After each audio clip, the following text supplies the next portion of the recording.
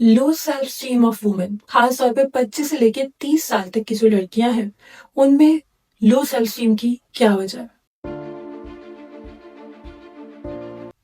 अस्सलाम वालेकुम, मैं हूं सिद्रा और आप देख रहे हैं सिद्रा स्पीक्स ट्रुथ।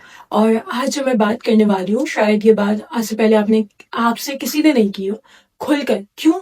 क्योंकि ये बात जो हर दूसरी लड़की अपने दिल के अंदर महसूस करती है, लेकिन वो बोल नहीं पाती, क्योंकि अक्सर ये प्रेशर उसे अपनी फैमिली से ही बिल्ड किया जाता है।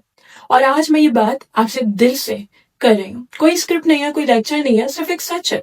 मैं चाहती हूँ कि आप लोग खुद को पहचाने। आज मैं बात करूंगी उन लड़कियों के बारे में जो 25 से लेकर 30 साल के दरमियान होती हैं, और ये सबसे सेंसिटिव ईयर्स होते हैं।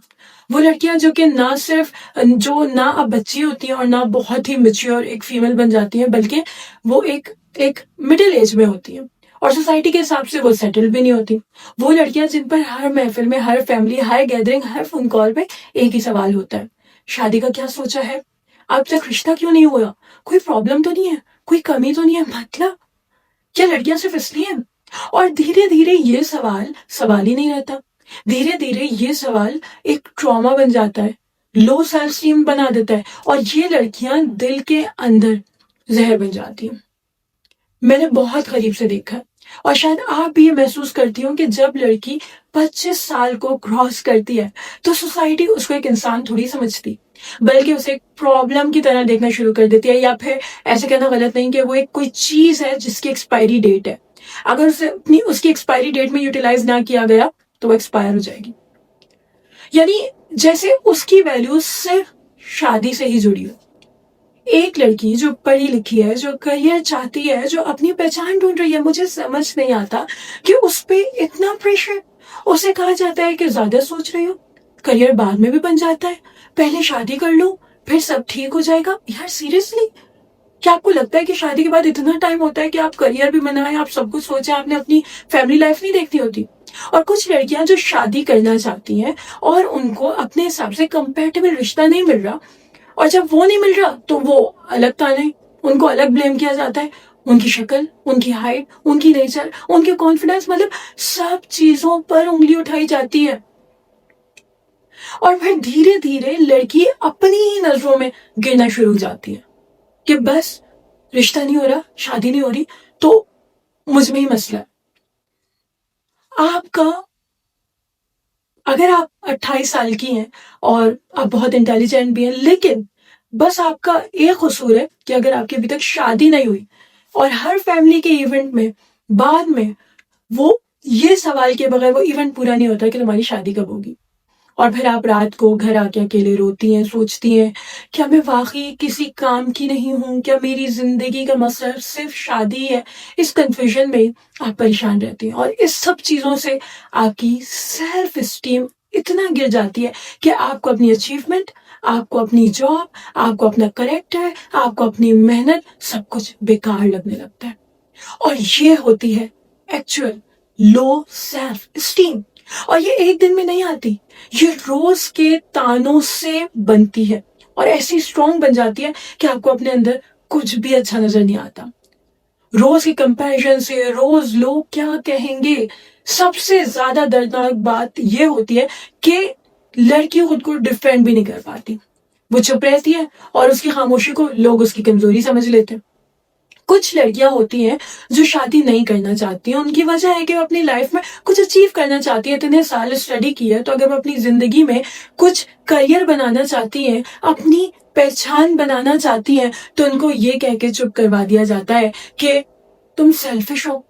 उनको बोला जाता है तुम ज्यादा मॉडर्न हो गई हो, मतलब तुम्हारा दिमाग ज्यादा हवाओं में चल रहा है। ये क्या बात है? और फिर वो लड़की कंफ्यूजन में चली जाती है कि क्या मैं सेल्फिश हूँ? क्या ये फैसला मेरा सही नहीं है? क्या मुझे अपने करियर में कुछ नहीं करना चाहिए? वो समझ नहीं पाती कि कौन गलत है, मैं गलत हूँ या सोसाइटी। मैं आज आपको एक बात सच्चाई से बताना चाहती हूँ। अगर आप 25 ईयर्स की हैं, 26 ईयर्स की हैं, 28 ईयर्स की, 30 ईयर्स की हैं, 31, 32, और आप अभी तक शादीशुदा नहीं है, तो आप लेट नहीं है, आप बेकार नहीं है, आप इनकम्प्लीट नहीं है, बल्कि आपकी वैल्यूज इस वक्त डिफरेंट है। आप अपनी जर्नी पर हैं। लो सेल्फ स्टीम तब आती है जब आप अपनी वैल्यू किसी और के हाथ में दे देते हैं। जब आप अपनी वर्थ रिश्तों, प्रपोजल या लोगों के ओपिनियन से जोड़ने लगते हैं, तब आपकी सेल्फ स्टीम लो होती है। सच यह है कि शादी जिंदगी का हिस्सा नहीं है। जिंदगी में एक वक्त आता है जब आपके लिए वो चीज लिखी है वो बेहतरीन तरीके से अल्लाह ताला उसकी वेज बनाता है और हो जाती है। मैंने बहुत सी ऐसी लड़कियां देखी हैं जो सिर्फ प्रेशर में शादी कर लेती हैं और फिर पूरी जिंदगी अपनी खामोशी के साथ, कॉम्प्रोमाइजेस के साथ गुजारती हैं। और बहुत सी ऐसी भी देखी हैं जो थोड़ा रुक जाती हैं, अपनी जिंदगी को समझती हैं और फिर एक हेल्दी डिसीजन लेती हैं और कामयाब रहती हैं। फर्क सिर्फ इतना होता है कि कौन अपने आप से झूठ नहीं बोलता। सिर्फ इतना सा फर्क होता है। अगर आपको एंजाइटी होती है, अगर आपको रात को नींद नहीं आती, अगर आप खुद को कंपेयर करती रहती हैं, तो इसका मतलब ये नहीं है कि आप वीक हैं। और इस सबका सॉल्यूशन ये नहीं है कि बस आप उठ के शादी कर लें। जब तक कोई सही कंपेटेबल रिश्ता नहीं मिलता, आप कैसे शादी कर लेंगी? जिंदगी मजाक तो नहीं है। आप सेंसिटिव हैं, कमजोर नहीं है। अपनी सेंसिटिविटी को आप कमजोरी क्यों समझ रही है? मैं चाहती हूँ कि आज आप अपने आप से एक वादा करें कि आप अपनी वैल्यू किसी और के सवालों से डिसाइड नहीं करने देंगी।